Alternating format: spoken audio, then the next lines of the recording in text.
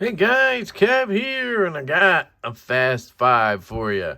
5 rapid reviews, overviews, whatever you want to call them. 2 of them are sort of re-reviews, just newer versions, and these 3 are new to me. I really haven't spent much time with any of these except this one and this one. I've spent a few days with this in pocket. This one I've had for a couple weeks, and it's been in pocket a lot. This one I've had as long as that one, which is like, 4 days, something like that. But it's only been in pocket like one time. Just not a huge fan of this knife. And I'm going to be sending this off to Grumpy Grunt. He's going to pick this up off me. So shout out to Grumpy. Go check out his channel. These 2 came in from Blue Creek Knives. Brian is a great dude. I already did an unboxing and disassembly. I just want to cover an overview. Not knives I'm going to extensively carry and use and stuff like that. But I do think this one's going to stick around a little bit. And maybe be a bit of a beater or something like that. I really do like the ergonomics on this, so we'll get into all that. This one's, we'll start with this one just to knock it out of the way. So let's move everything else over to the side. We'll do the Rosecraft knives first. First, shout out to Blue Creek Knives. Go check out bluecreekknives.com/lefty10. You will get 10% off your order. I will also get a small commission. I think it's like 5%. So we all kind of win. Free shipping, really cool stuff. They also are actually carrying Devo knives. So they have stouts. I don't know if they'll have any at the time of this video posting, but we did send them another batch of the aluminum carbon fiber ones. So Blue Creek Knives is a Devo dealer, essentially. Pretty cool to say that. Yeah, so this is a Rosecraft knife sent to me by Brian from Blue Creek Knives. Again, use code LeftyTen over there. Great guy. Just love supporting great people like that, and it's just really a win-win-win-win-win. So, this is G10, and then you have steel that is basically spray painted. I mean, it's painted. Steel, maybe aluminum on the collars. And studs could be steel probably or aluminum. I don't know. It's like a different color. So that's what makes me think maybe it's different material. You have this two-tone blade with a belt satin. It actually looks pretty good. I did find out these are in AR RPM 9 steel. So these are definitely made by CJRB, which was my suspicion in the unboxing. Makes sense. They feel like CJRBs. They have those stupid thin lock bars. And I brought this up in a group chat I'm in, and basically people were like, well, I don't care about the thin lock bar. It's not like I'm going to be doing all this hard use and it's going to disengage. And that's not my thing with, my voice just cracked. That's not my thing with thin lock bars. My issue with it is it's uncomfortable. I have pussy hands, pussy fingers, whatever you want to call them. I'm a bitch, okay? And, yes, I also have disgusting thumbs because I drop nails on them all day. I pick them. I am a child. But part of that is I have weak thumbs. It's just because I'm always like picking my nails, so it's like sore up here. And jabbing my thumb into a stiff, thin lock bar is just not fun. It really isn't. I hate really stiff thumb studs as well. But this is not fun. Because it's such a thin lock bar, it makes having a decent detent, which this has a good detent, it makes it such a stiff lock bar because of that. Where opposed to, like, let's grab the stout here. A bolster lock gives you such a cool advantage when it comes to this. You have this thin lock bar down here, right? Much like what you get here, thin lock bar. But then because of the bolster lock, you get this thicker piece up here. And what that does is it allows you to have pressure to have a strong detent or, a good detent, whatever you want to consider it, right? This is not weak in any way, right? It lets you do that, but still have a very soft, not super, you don't have a ton of tension on that lock bar. It's not stiff to push out of the way. It's so easy to just push it out of the way and get your finger out of there or whatever. But when you have a liner lock that's just a super thin lock bar all the way up, you need a lot of tension especially with steel. You need a lot of tension to get that, because it doesn't have a lot of memory, spring or whatever. So you end up having a lot of tension on it to get the detent you want, and it makes it just harder to push out of the way. Plus, this has some stick or grab, whatever you want to call it. It may wear in over time, but it is there. I did not mention this is the Alenta. I did look the prices up on these. I believe they're like $60. I said 40 in the unboxings. These are closer to $60. It's pushing it for me, guys. What you get for the price, man, this one, I don't see it.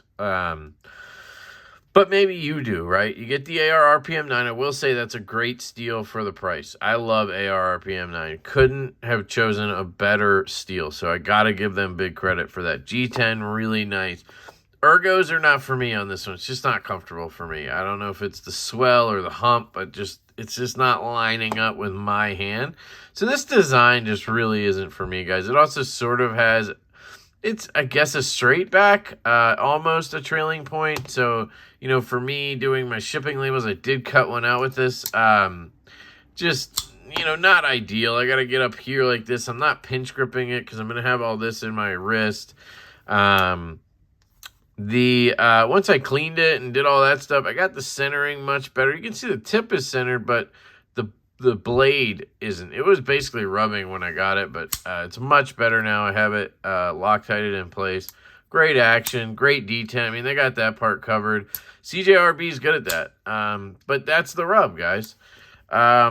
You could pick up a Feldspar, which I would argue is built as well, maybe better than this, the Feldspar. And those are like $35-40. You can get them in the same steel, I think. So it's, you know, it's really up to you if you want the colors, you want to support the small, you know, new upcoming brand, Rosecraft. The design speaks to you, all that good stuff. Totally get it. It's just this one, nah, not for me. This is the Alenta from Rosecraft. And then the other one is the Pocket Monster. This is a Swagg's design. I never did figure out whose maker's mark this is. So I apologize for that. I just don't know. This is a Swagg's design, and I gotta say, this one redeemed the whole thing for me. I was sort of feeling down on Rosecraft. I started that disassembly video a little bit negative. I wasn't very hype after that unboxing. Just my experience so far with the QC and everything. I wasn't excited. I really wasn't. Once I got them back together and, you know, got them dialed in, basically, this one feels amazing. It is dead nut centered. Everything's centered up. The detent is now solid. You can listen to that just thunder out. It now drops like it did, but now you can give a smooth shakedown. Front flipper action. That's right-handed, left-handed. You can give her the reverse. Oop, I got my finger in the way. You can give her the reverse flick. So this one I'm much happier with. After doing that disassembly, I cleaned out. Something was going. Oh, there was a burr on both of them. That's right, I forgot. There was a burr on the tang of both of these. I think this one might have been on the side of the lock bar, so it mattered a little bit more. That's never good to see. It is a, you know, low budget knife, I would say. There's different levels of budget for me. There's like gas station, which doesn't even really count. Then there's like low budget, right? That's like where I put these, you know, like the Reich knives, not Reich, Ruike, whatever you want to call them, the CJRBs. This is in that category for me. Then you have sort of your mid-budget, which is like Kubi and, you know, some of the Kaisers and stuff like that. And then you have your sort of like higher, more premium budget, which is like Asher and, you know, some of the other Kaisers and stuff like that that are a little bit more premium, I'd say. You can get maybe titanium and S35 or something like that. So this is on the lower end of the budget for me, and you know, the price point doesn't necessarily indicate that, being around $60, but again, you can use discount Lefty 10. and you'll get 10% off. So, you know, you're looking around $54 shipped, you know, because you don't have tax, you don't have shipping or anything. I think that's a good price for this knife. Now, you could go over to CJRB, or is it CJRB? The Milea, or the more Milea is more this size, and I think you could pick one of those up for $45. I just think you get a lot more knife for $45 than you do with this for $60. I think you get the same steel, you get almost the same design with the same material. So like, I don't, you know, but you got to understand, this is not an OEM. This is somebody having it made and then putting their logo on it. So they have to make some money. And that's where that $15 difference is, right? That's who that money's going to. It's going to Rosecraft. Can I support that? Hell yeah, I can support that. That's what I'm doing with Devo, right? So it's hard for me to sit here and price scout, you know, talk shit on their price. I'm not trying to do that. I'm just trying to put things into perspective, what you can get for price. And I guess it is very similar to if somebody were to review the stout and say, well, you can get titanium and carbon fiber and 20 CV on a Wii Knife for, you know, $250. How come the stout is $280, $300, right? You can basically do the same thing and make the same argument. So I have to be careful here because I don't want to come off like a hypocrite, right? So I totally understand where that extra money's going from, and I can respect it. And honestly, Swaggs is good people. The other people behind Rosecraft that I've either seen on YouTube or heard from other content creators or community members are good people, and they're trying to build a brand here. It's an American company. Knives are made overseas, again, very much like myself with Devo, and their goal is to build and eventually, you know, start a factory here or whatever, right? So I fully back what they're doing. So I want to make sure that's clear, but I also still have to do my job and review or overview the knife, right? This one's cool. My point was just, if you're on a budget and you want to pick one, you could get the more Milea for less money and get essentially the same thing, unless you just really like this choil, which I do, by the way. I would choose this over the more Milea because of this choil. It is absolutely fantastic. Now, of course, you're losing a lot of blade length. It's more of like a scalpel now. The more Milea is it's a little sheep's footy. It actually gives me like Evo vibes. This is definitely a drop point. So they are different. I'm going to shut up now about it, but there you go. Very comfortable in hand. Very fun to use. I did cut with this. Very fun to manipulate and operate and flick. Once I got it dialed in, I mean, it feels amazing. It's a really cool knife. G10's done well.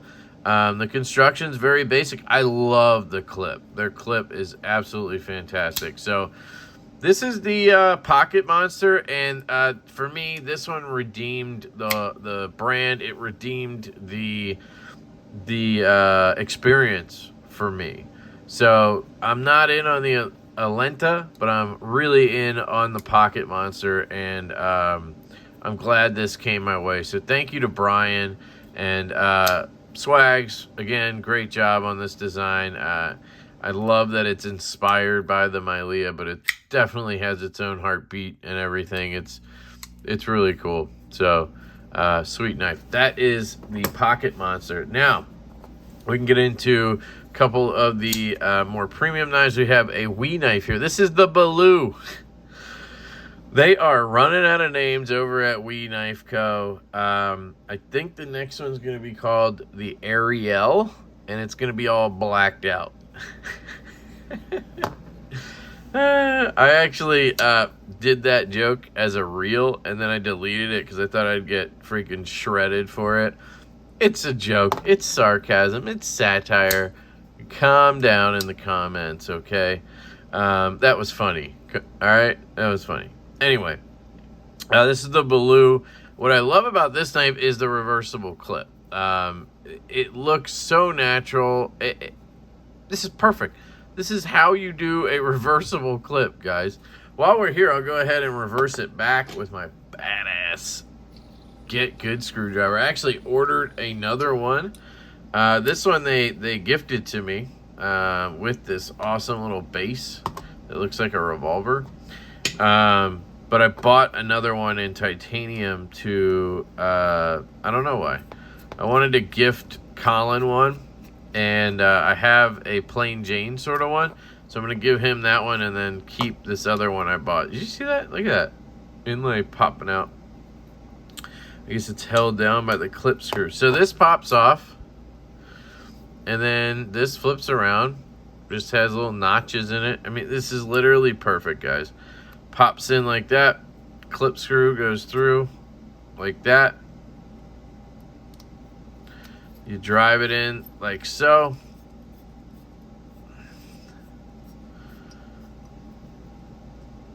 Tighten it down like so. Put your driver away. Like so. Oh my god, it's so cool. The whole thing spins. Boom. Look at that. Back to right-handed. Can't even tell. Is there wiggle? Nah. I mean, I wouldn't classify it as wiggle. I carried this in my front left pocket one day. It carried great. The clip was fantastic. In and out fantastically. Centering is dead nuts. Wii Knife Co. does a great job with their fit and finish, and their just that stuff is always on point. Their detents is where they always kind of flounder for me, right? They did a good job on this one. For me, on this one, it's just the design that doesn't work for me. I don't like how it swells out at the end here, and that's really it. It's a little bit hard to flick. It has a hole. It actually has multiple holes.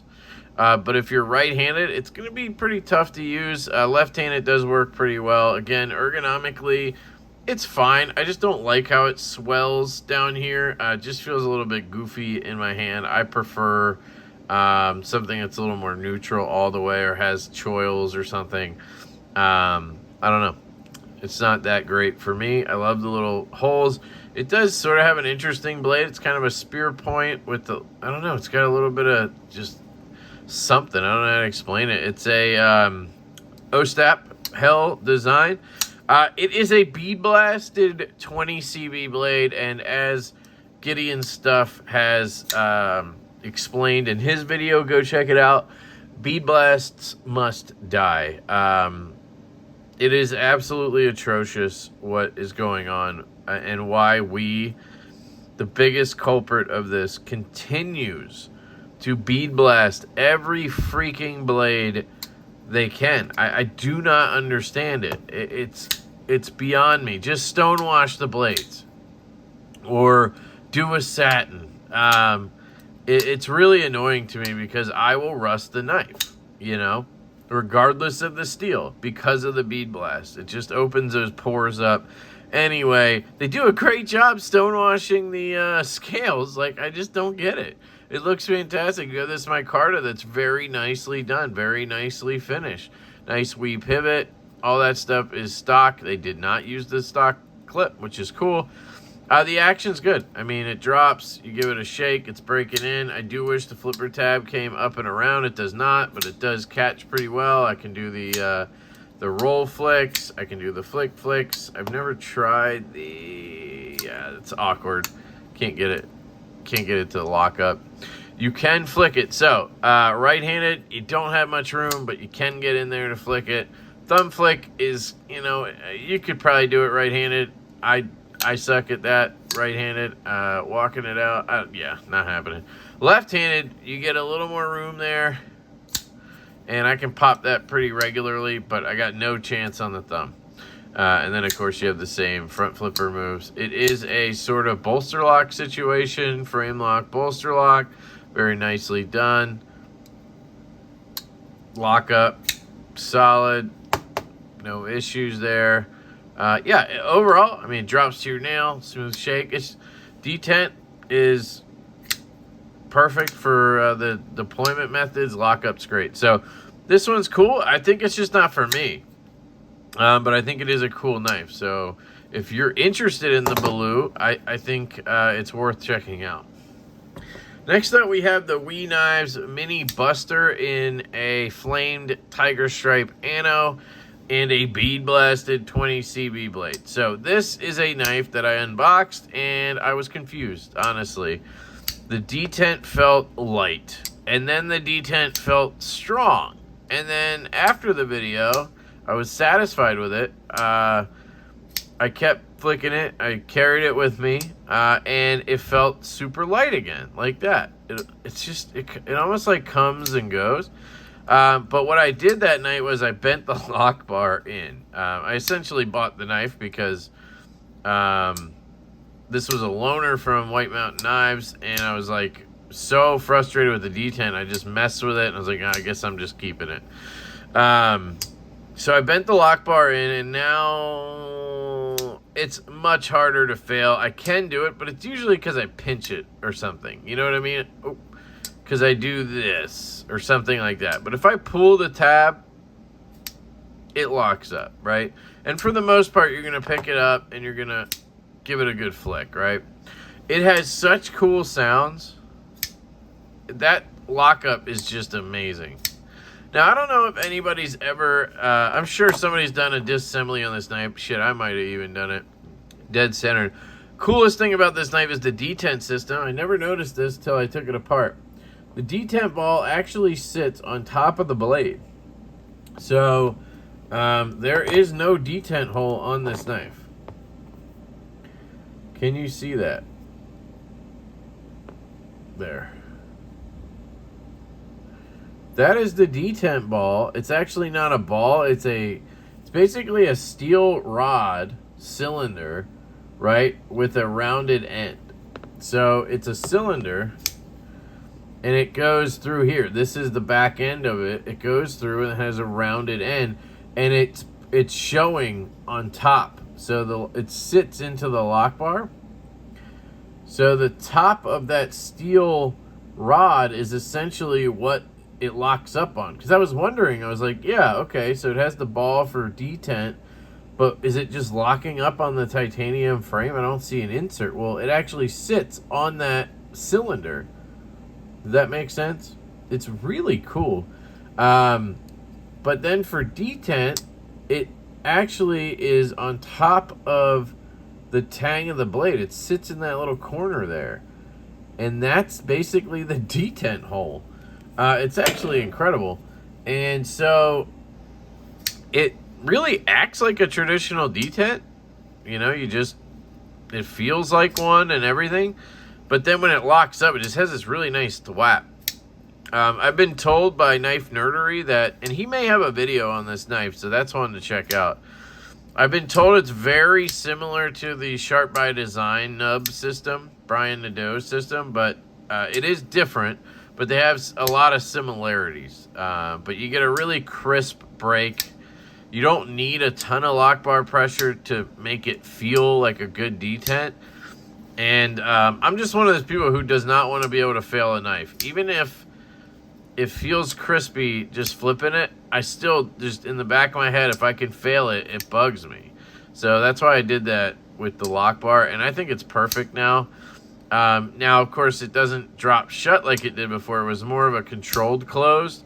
Now it's kind of a little bit of a shaker, but it's so smooth. I did put multi-row skiff bearings in there. It comes with multi-rows. I just put skiffs in, 18-ball ones. Absolutely love it. I love this knife, I gotta say. If you saw my original review, it was not that positive because the detent just felt super light on that one, and it didn't drop shut or anything. Now that I've learned the knife a little more, and I've sort of grown as a knife person and what I'm willing to do to a knife to make it more for me, not necessarily better, just better for me. See, like that was not anything to do with the detent. That was me just pushing in. And I will say there are some things about the knife I don't love. The The flipper tab does not have any jimping. I don't know why. It should just have a couple of lines of jimping there. The ergos are good, but it does feel like you have less handle than you like on a pretty big knife. I mean, it's not like, let me grab the stout 3.3 inch blade. Guessing they're about the same. Yeah, so it's a 3.5 inch blade essentially on the mini buster, but on the stout, you get, it just feels way more comfortable. I mean, I have this choil, so I can choke up like that. Even in this back grip, it almost feels like I have just as much room back here on the stout, and I have an extra, 0.2 inches of blade on the mini buster. This is really comfortable. You can choke up like this, and it feels pretty good, but it would be nice if it was a full choil on it. So that bugs me a little bit, the ergos, but it's good. The blade is really good. You have a nice Wharncliffe blade, real nice with shipping labels and cutting into packages and stuff like that. This Anno is absolutely beautiful. I really miss my Roxy 3. Shouldn't have got rid of that. You have this stupid bead blast. I just don't understand it, but it is 20 CV. Really unique hardware. Very simple construction. I mean, this screw and that screw and you're in. So overall, this knife is really good. I enjoy it a lot. I think, I don't know how long it'll stick around or anything, but I do really like it, and it intrigues me enough that I've, now picked it up again, reviewed it again, given it a more positive review. I've spent time with it. I've adjusted it. That's how much I like it. Like, I didn't just, forget about it. That's usually what I do. So, yeah, the action's phenomenal. It's an addicting action. I just wish I had a better flipper tab, but it's cool. And it's a Snex design. In my opinion, this one's better than the new Vision R or whatever, just because it actually has a detent, and it has that cool system instead of having a sort of a fake shark lock. I don't know why he doesn't use jimping, though. So that's the mini buster. And then lastly, let's talk about the Protech knives. Mordax, this is the new version of the Mordax in Magnacut steel. This was a exclusive, or a show exclusive, number 34 of 60 from the USN The Gathering show. I think the only thing is it's Magnacut and it has this green G10 inlay on the button. I think that's the special thing about it. I'm sure at Blade West they'll have a version of this. I hope so. If they do, I will hopefully try to snag one. I'm guessing it'll probably be blacked out or sapphire or something like that. But it is obviously the button lock. It's a Ferrum Forge collaboration. Drop is no longer involved, which is awesome. I did finally get this thing to stay in place. I put a lot of super glue in there. It took me 3 tries with super glue and 2 failed tries with Loctite. It is dead centered, and it is an absolute tank side to side, and it swings down like that. Absolutely fantastic. It does have some stick on the button, but it does seem to be breaking in, and I'll just keep using it, and it'll get better. It's just how it goes. I will say one big difference noted from the previous version, because I did have basically this version, but with the normal button, the drop version. This detent is much better. I can't fail it. So it's much better. They did switch to a T9 on the pivot. At least that's what I'm getting, is a T9, and then everything else is T6. So there's no hex hardware on this, which is awesome. You have a pretty good grind on here. I saw NAF Sergeant actually got his reground with a hollow grind, which is cool. Totally would do that given the chance. We'll see. But I think it's a good grind from Protech. It's sharp. I've had no issues with it. I'm told they heat treat their Magnacut to 63 now. So this was 63 apparently. I don't know if I'll ever know personally. It has a really nice choil. It's still not the most comfortable choil for me. It just feels like it wants to bite me, but I'm not going to be doing crazy hard use with it, so it doesn't really matter. It's comfortable in basically the back grip and the foregrip, just a little bit thin here. Feels good. Honestly, I like this better than any Malibu I've had. And I actually, you guys know it was in the logo. I love the Malibu. I don't have any right now. It's a fantastic knife, but I don't know. This just feels more my size or something, more my speed. The choil, there's something about it that just makes it better for me. I don't know. Things I don't like, obviously the button stick is annoying. I don't like that there's some play right here, right? I can almost snag my finger on this. You can definitely pop the blade up past the frame there if you play with the flipper tab enough. What else don't I love? There's something weird going on with the grind. It almost seems like it has a compound grind. Like right here, it just, you can feel it. And I can see it. I don't know if you can see it, but there's almost like a line. You see that? See these like weird lines? Like the grind just wasn't even or something. I don't know how to explain it. It's almost like it wanted to be a compound grind.